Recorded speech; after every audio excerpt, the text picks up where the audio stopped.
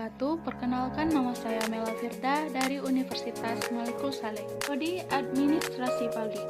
Saya di sini ingin sedikit menjelaskan salah satu dari materi mata kuliah pengadaan barang dan jasa, yaitu distribusi logistik. Teman-teman penonton pasti sudah tidak asing lagi bukan dengan kata distribusi logistik. Baiklah, sebelum masuk lebih dalam pada pembahasan kita pada saat ini, saya akan mengingatkan teman-teman apa sih yang dimaksud dengan distribusi logistik.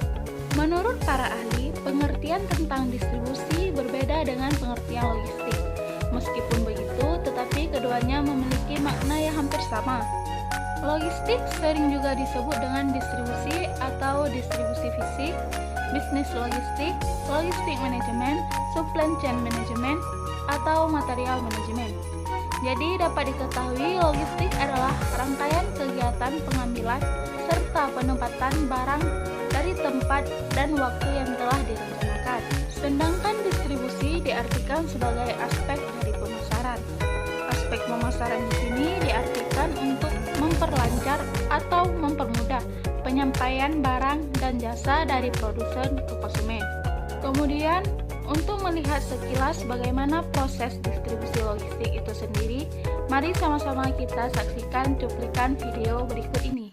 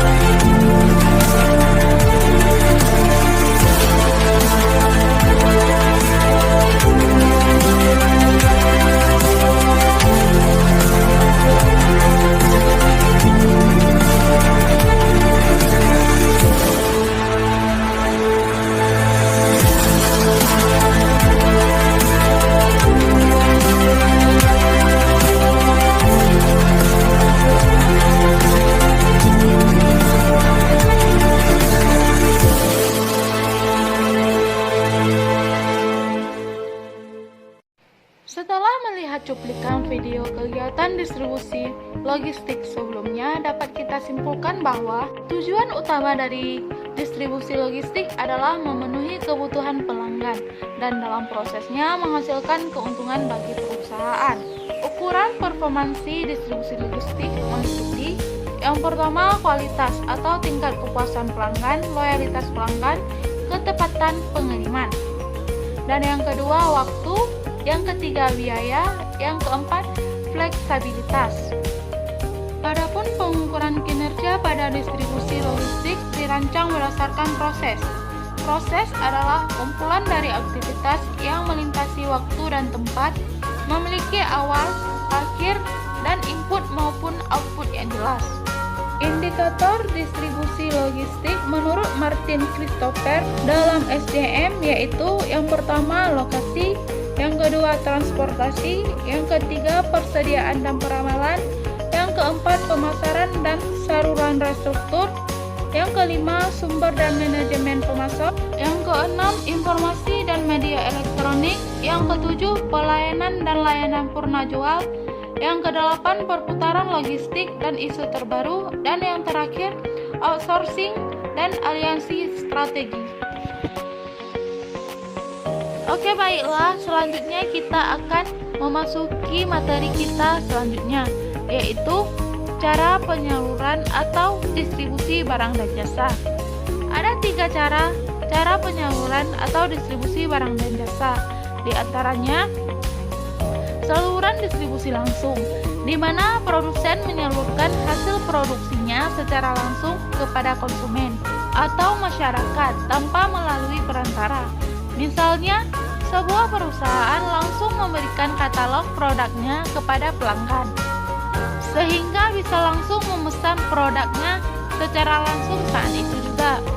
Yang kedua, distribusi semi langsung.